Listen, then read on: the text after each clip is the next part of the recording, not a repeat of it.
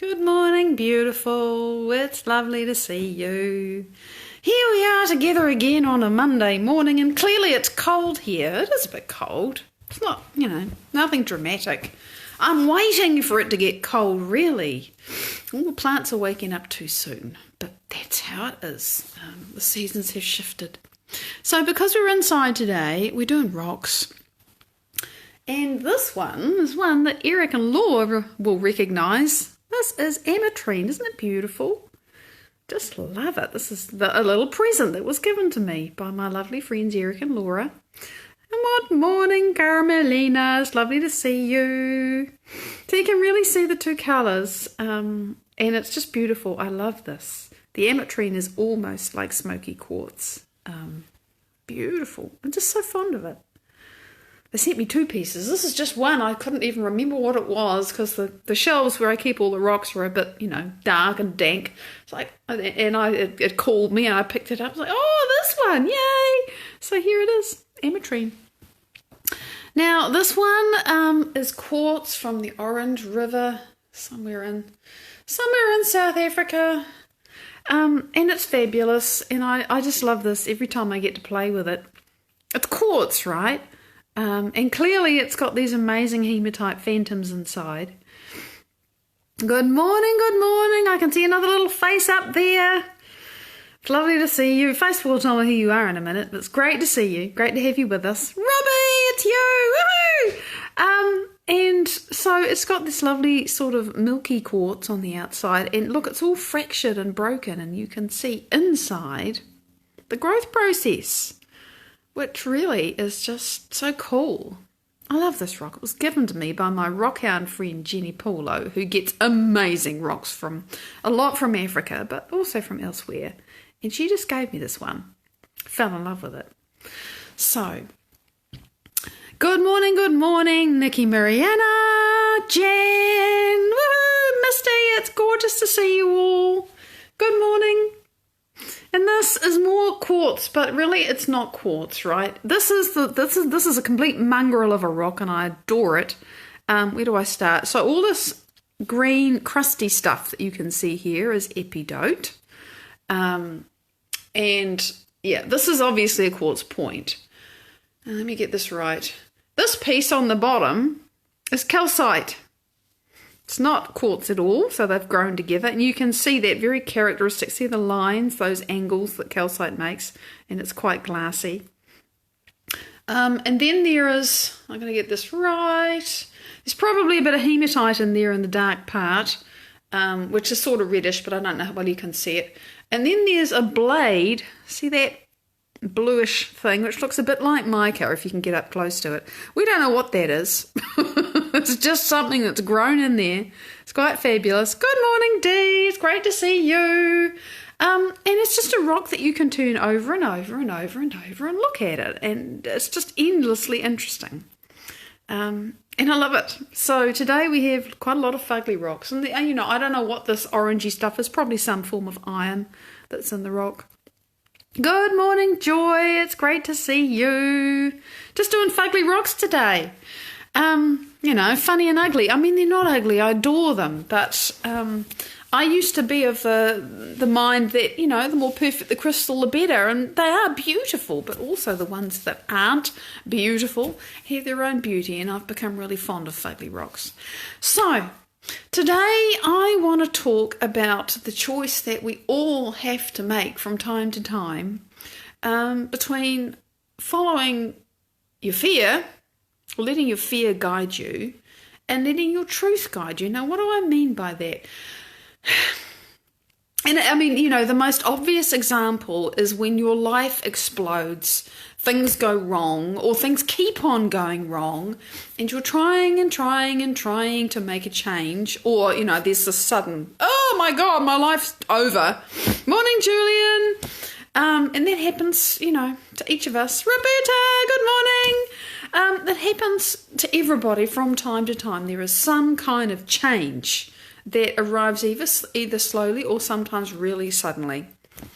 And however it happens, I find And I just this morning, right? Just this morning, I had this beautiful meditation. I came out of it in kind of a weird state, aware that the weird state was my body adjusting to things changing, right?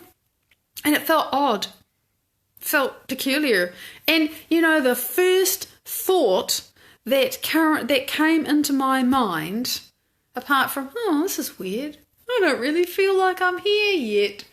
I don't really feel like me. I don't know how I feel. This is weird. And it wasn't the first thought. Good morning, Catherine. But sooner or later the thought was, is there anything wrong with me?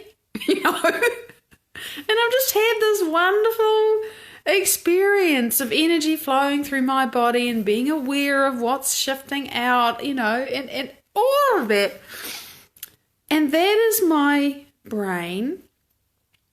That is the frontal lobe sorting through different neural nets to try and make sense of my internal experience and my external experience. It's what the brain does. And it tries to match what I'm feeling with something that it knows, the familiar. And the familiar for me in that instant was, well, if you feel like this, there might be something wrong. And in that moment, I had to decide if I was going to endorse that thought and start to feel fear or not. Really, simple and very current example. Do I believe this? And this is something that I've heard Joe Dispenza say more than a few times now. Hi, Abigail. Just because I have a thought doesn't mean it's true. And he says it was one of the greatest revelations of his life when he realised that just because he has a thought doesn't mean it's true. It's like, you mean because I have a thought that there might be something wrong doesn't mean there is something wrong? Maybe I just don't know what's going on because I haven't experienced it before. Maybe everything's fine. Maybe I just need to stay present with what I've got. So you see, the brain is always going to automatically and autonomically go back to the past because that's all that's in there. There's nothing that's fired and wired in your brain, unless you start creating new experiences. Everything that's in your brain up until now is created by the past, and that's all that's in there. And it's great because it helps you navigate the world, and it means you can talk, it means you can walk, it means you can eat, it means all kinds of things. It means you know what you like and what you don't like, and you recognize colours, or you know that you're colourblind, or you know that you're sick, or you know that you're well, or you know that you're rich, or you know that you're not. That's what's in your brain, and that's all about where you've come from. So to go somewhere new is and somewhere unfamiliar can be really cool, but it's still unfamiliar. And it can actually take a very determined, conscious choice to say, I don't recognise this. My brain wants to keep me in things that it knows and understands because, I've got a better chance of surviving if I know what the risks and dangers are. But maybe I don't want to say where I know what the risks and dangers are because I want to go somewhere else because I want to create something different, and I've got to stop buying into and being and believing and making true for myself all those things that were true, but they don't have to be true anymore. So what is my truth then? What am I choosing to live and make real and true for me today? And usually the first response, if you haven't asked this question before, or if you have asked this question but you don't really have an answer that kind of rings inside you like a gong, it's like, oh shit, I don't know. There's all these things that I have this vague idea that they might make me happy if I had them or if I did them. But really, I don't know. I can only sit, because you're thinking within the boundaries of your past experience, which is fair enough. That's what the brain does. So to begin to go somewhere different is unfamiliar, it's unknown, and you have to start creating it. And, we've talked about nibbling the corner off the chocolate bar. And, I have this internal picture, and it actually comes from, if you've ever read Roald Dahl's Charlie and the Chocolate Factory, when Charlie Bucket was really, really, his family was really poor, and he got 1 bar of chocolate a year on his birthday. He used to make it last for as long as possible. And so he would sit there and just savour the experience for, days, if not weeks, before he even thought about taking the wrapper off it. What's that? Mental rehearsal. I am so going to enjoy this chocolate. And when he finally decided that he was, he'd take the wrapper off, and there's the foil, and he would just peel back one little corner and just nibble on the corner of the chocolate bar and go, oh, and that's, when I say nibble the corner of the chocolate bar, that's what I mean. You might only be able to access that teeny tiny part of the chocolate bar. But if you spent time thinking about it and imagining it and knowing what that sweetness is going to be like when you finally decide, okay, I'm taking off the wrapper, I can't put this deliciousness off anymore. And there's something going on there about what we do to ourselves as well. Take the wrapper, there's the chocolate. And if that's all you can access, then that's fine, but it's still going to feel strange if you're used to no sweetness. Yeah, we've got to begin to peek out of the boxes. And we put ourselves in there, Abigail. I just want to say that, when we're small, we don't have the choice. You're absolutely right, because, brain is an alpha or theta Highlander. Just reprising this, for the first 2 years of your life, you're in delta, you're asleep with your eyes open. And that's why babies need to sleep so much, because they're basically asleep all the time anyway.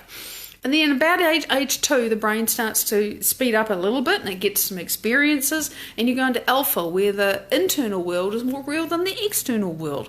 And then, the child sort of puts their finger on the stovetop and goes, oh, that's hot, that hurts, makes a change inside, correlates the change with what they just experienced, and that's how you learn, the brain wakes up, it pays attention. And that alpha stage, hang on, I've missed something out, that's happened from about age 7. See, delta to theta. The child is in theta. Theta is like hypnosis. There is nothing protecting the conscious mind, everything goes in. But when you put your finger on the hot stove, the brain wakes up and goes, oh, that really changed me.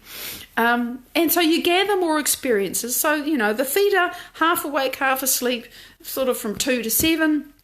The brain speeds up some more, goes into alpha, and very imaginative, how imaginative children are. That would be from 7 to 12. And then the beta brain waves, and the more experience you get, the more information you're paying attention to outside of yourself, the more the brain speeds up, because it's processing all that information. And so, in sort of early teens, the brain is really busy and beta, going, oh, I'm learning this, I'm experiencing that, and everything's new, and, so that's the thing. And when you're little, by the time, you get to 7, 8, 9, 10, all that programming's gone in, for sure. But once you start to have an analytical mind, especially if you've been trained, and most of us weren't, you can then start to think, hang on a minute, I've had a thought, I've had a feeling, is this actually true for me? Do I want this to be true for me? It might feel really true for me. It might, feel absolutely true for me that I feel small and worthless and in the way, and I'm no good, and nobody would possibly give me time of day, and I kind of have to apologise for breathing in and out. That was me once upon a time. It really felt true. It really felt true, but eventually, I've been starting to, I'm no longer that self. But there came a point where I just had to think, I don't want to be that small person anymore. So I had to start imagining myself bigger. Because that's where it begins, really, is to have a thought of something else. And, to have the thought to think, oh, gee, I really don't want to feel this low self-esteem, lack of self-worth, whatever it is. Just programming about, I'm not worthy. And to actually recognise that and think, okay, so that's what I've been thinking and feeling, and that feels really, really real to me. What do I want to be real to me? And realizing that when you start to think, okay, I want to feel worthy.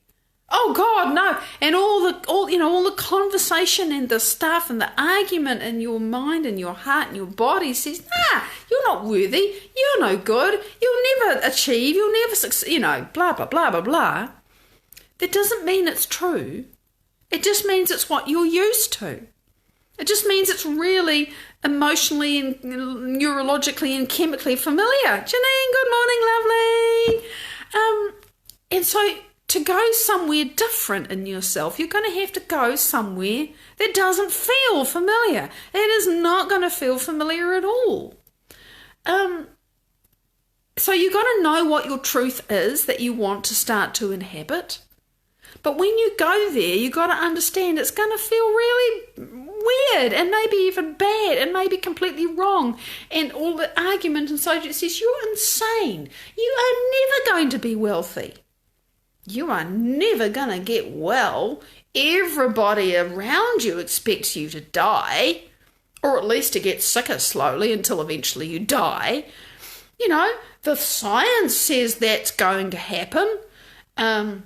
My background says I'll never succeed.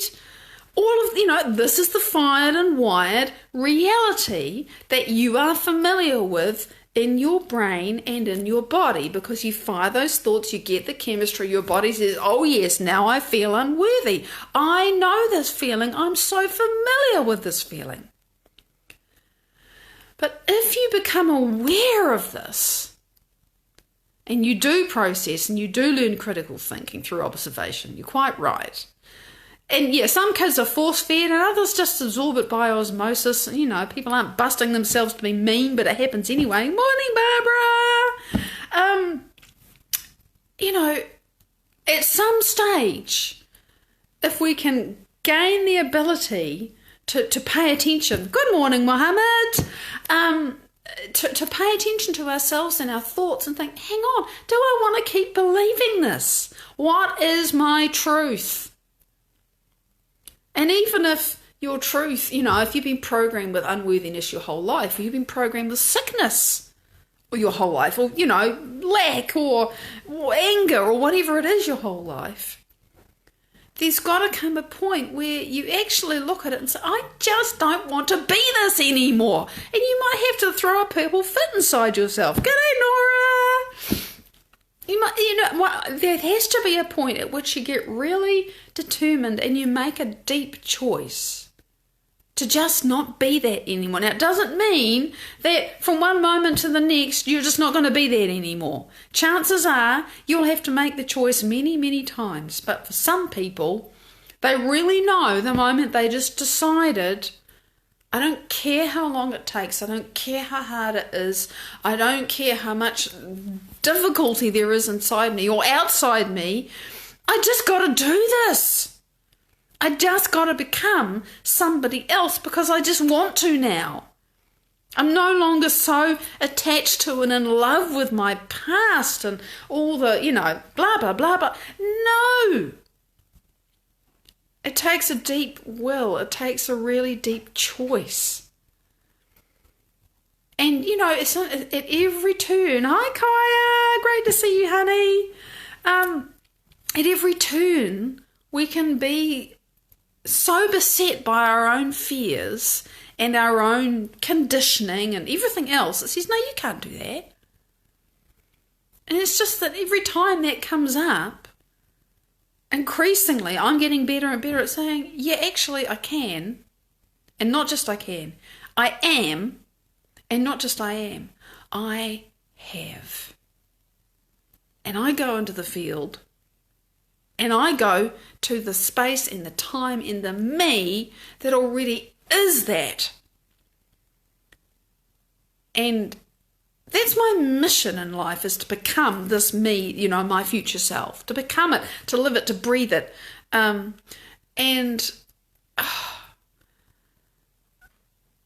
said to my husband yesterday, because it's a long story, but I said to my husband yesterday, look, if you see me inhabiting anything less than this beingness than I know I am choosing to become. I just want you to wave at me. I don't want you to tell me to change it. I don't want you to tell me to fix it. I just want you to make me aware that I've become unconscious. I've gone back to my small self. And I know he'll do that because he's aware. He's paying attention. I'm on a mission now to do and be this. And yeah, we have to let that stuff go. We really do have to decide over and over and over again. And the thing is, I mean, you know, those who've been with me for a little while, you will have seen me step by step, incrementally breaking through. Let me tell you, I always wanted the kapow. It's, massive, explosive, exciting change. But I pretty much understand that my journey is incremental, mostly so you can watch it. So that you can understand that even the people who have the massive breakthroughs, nobody just sits down and does one meditation or does one whatever, hits one golf ball and suddenly you're a pro. No, hit 10,000 golf balls and then you'll be decently good. Now spend 10,000 hours practicing what it is that you want to be brilliant at and you'll be brilliant. Whatever it is that we desire to be, there's going to be some graft. It does not have to be painful. It may involve immense determination and effort and focus, and sometimes it's going to be hard. But when you are choosing to inhabit the truth of who you want to be, the passion to do that just drives you. Drives me. Absolutely consumes me now. And so when fear comes up, as it does from time to time, it's like, okay, well, fear's here. But is that who I am? Is that my limitless, magnificent self? Oh, no, it's not. Okay, if I'm limitless and magnificent, how do I show up now? And it's making that switch from moment to moment. Here's my fear, here's my truth. Which one am I going to inhabit? It's really, really simple. Doesn't make it easy, but it's really, really simple. And the key thing we talk a lot about other times is you got to know what your truth is. And if you don't know, just uncover one corner of the chocolate bar. Because soon enough, you'll take a bit more of the wrapping off. Thanks so much for joining with me. Big love. I'll see you tomorrow. Bye-bye.